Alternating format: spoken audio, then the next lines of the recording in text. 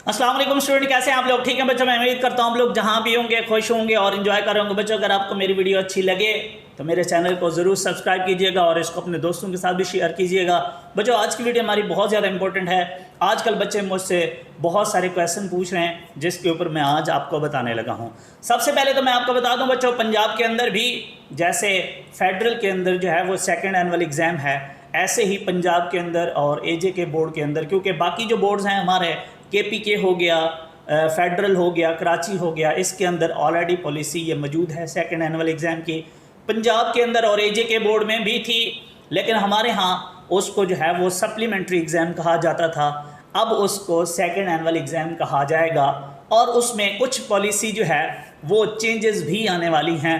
जो मैं अभी मौजूदा पॉलिसी है वो मैं आपके साथ शेयर करने लगा हूँ। पहले जो फेडरल की चल रही है वो भी आपके साथ शेयर करता हूँ और साथ साथ आपको पंजाब की भी बताता जाऊँगा कि अभी की मौजूदा क्या सूरत हाल है। और एक्सपेक्टेड है कि दुआ करें आप लोग भी कि पंजाब के अंदर भी वो सारी पॉलिसियाँ अप्लाई हो जाएँ जो फेडरल के अंदर हैं। बच्चों, फेडरल के अंदर जो है वो इस तरीके से है कि इम्प्रूवमेंट के लिए स्पेशली उन्होंने कहा है कि जी आपको मल्टीपल चांस हैं और साथ में उन्होंने 4 साल दे दिए हैं। 4 साल के अंदर अंदर मल्टीपल चांसेस के साथ आप अपने मार्क्स इंप्रूव कर सकते हो। याद रहे, पंजाब में ऐसा नहीं है। पंजाब में ये है कि आप लोग 3 साल के अंदर अंदर सिर्फ एक बार अपने मार्क्स इंप्रूव कर सकते हो 4 चांसेस को यूज़ करके। अगर आपके एक दफ़ा मार्क्स इंप्रूव हो गए, चाहे वो किसी एक सब्जेक्ट में होते हैं, किसी पार्ट में होते हैं, दोनों में होते हैं, किसी भी तरीके से आपने अप्लाई करके अगर आपने एक दफ़ा मार्क्स इंप्रूव कर लिया, देन आप अपने मार्क्स इंप्रूव नहीं करोगे। आपके पास साल भी बाकी होंगे, आपके पास चांस भी बाकी होंगे, लेकिन आपने मार्क्स सिर्फ एक बार इंप्रूव करने हैं। हालांकि फेडरल में ऐसा कुछ नहीं है। आपने एक दफ़ा एक सब्जेक्ट के मार्क्स इंप्रूव कर लिए, अगली दफ़ा दूसरे के कर लेना, अगली दफ़ा पूरे पार्ट के कर लेना, जो भी आपका दिल करे। आप मल्टीपल चांसेस को यूज़ करके 4 साल के अंदर अपने मार्क्स इंप्रूव कर सकते हो, यहाँ तक कि जब तक आपकी डिग्री हायर कंप्लीट नहीं होती है। और अगर आप मैट्रिक के स्टूडेंट हैं तो जब तक आप फर्स्ट ईयर का आपका रिज़ल्ट नहीं आता, आप तब तक जो है अपने 10th के 9th के मार्क्स कई चांसेस को यूज़ करके आप मार्क्स इंप्रूव कर सकते हो। और इसी के अंदर उन लोगों ने जो है वो 2 एग्ज़ाम कंडक्ट कर रहे हैं। वो लोग, एक फर्स्ट एनुअल है, एक सेकेंड एनुअल है, और साथ में वो ये भी कह रहे हैं कि आपकी मर्ज़ी है जी, आप कुछ पेपर जो है वो फर्स्ट एनुअल में दे दो, कुछ पेपर जो है वो आप सेकंड एनुअल में दे दो। बट हमारे यहाँ ऐसा नहीं है।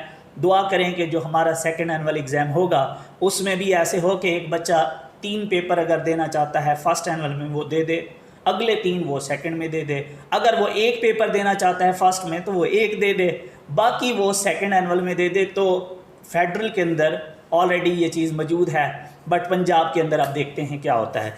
और इसके साथ साथ बच्चों, उन लोगों की जो है एक और भी बड़ी अच्छी चीज़ है फेडरल के अंदर जो अप्लाई हुई है, वो ये है कि ये लोग कहते हैं कि जी अगर सपोज करें आप लोगों ने अपना एडमिशन जो है इम्प्रूवमेंट के हवाले से अगर भेजा है, जो है पूरे पार्ट के लिए भेजा हुआ है, पार्ट 1 के लिए या पूरे पार्ट 2 के लिए, और उसमें आप किसी सब्जेक्ट में आपके नंबर कम आ जाते हैं या आप कोई सब्जेक्ट छोड़ देते हो या बेशक पूरा पार्ट छोड़ देते हो, कोई इशू नहीं है। उसके अंदर आप लोगों के मार्क्स पुराने लगाए जाएंगे।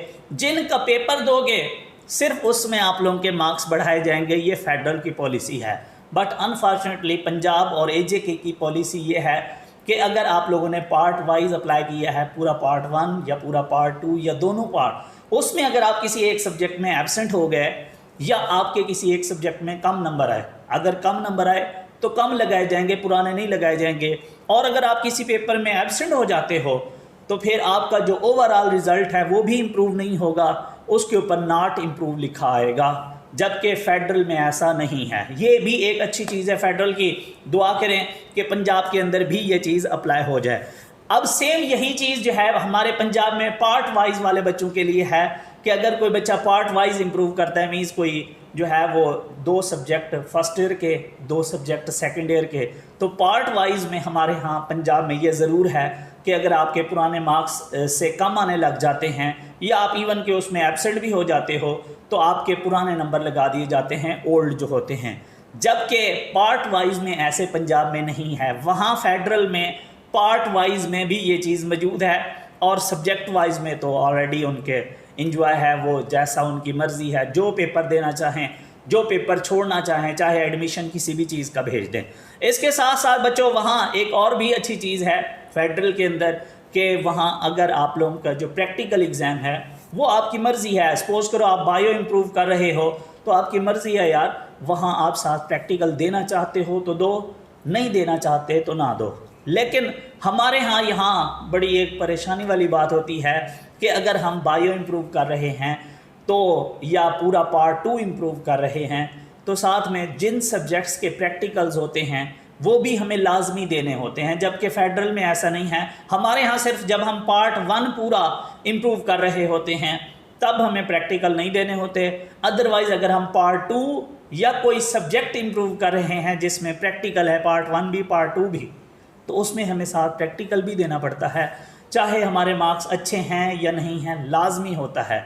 जबकि फेडरल में ऐसे नहीं है, वो कहते हैं कि आपकी मर्ज़ी है, आप चाहो तो आप उसको भी इम्प्रूव कर सकते हो साथ, आप चाहो तो आप उसके पेपर ना देना, हम आपके मार्क्स उसमें पुराने लगा देंगे। और एक और चीज़ ज़रूर है, यहाँ पंजाब के जो लोग हैं ये सारी खूबियाँ ना फेडरल के अंदर मौजूद हैं, लेकिन पंजाब में भी एक खूबी अभी मौजूद है जो कि एक्सपेक्टेड है, वो भी ख़त्म होने वाली है। वो ये है कि जो एग्ज़ाम है फेडरल के अंदर वो SLO बेस हो रहा है, मींस कॉन्सेप्ट बेस हो रहा है। वो सिर्फ टॉपिक्स बता देते हैं और अपनी मर्ज़ी से कॉन्सेप्चुअल क्वेश्चन जो है उसमें से बनाते हैं, और वो पेपर आप किसी सूरत में ये भी कह सकते हो कि थोड़ा बहुत आउट ऑफ सिलेबस भी होता है। लेकिन पंजाब के अंदर अल्हम्दुलिल्लाह अभी ये कुछ ऐसा नहीं है। हमारा जो सारे का सारा पेपर होता है, हाँ वो कॉन्सेप्ट बेस ज़रूर होता है वो, लेकिन रट्टा लगाया जा सकता है, सारे का सारा बुक से होता है, आउट ऑफ बुक नहीं होता। लेकिन फेडरल के अंदर ये चीज़ अप्लाई कर दी गई है। वो सेकेंड एनुअल एग्ज़ाम है जिसको हम लोग कभी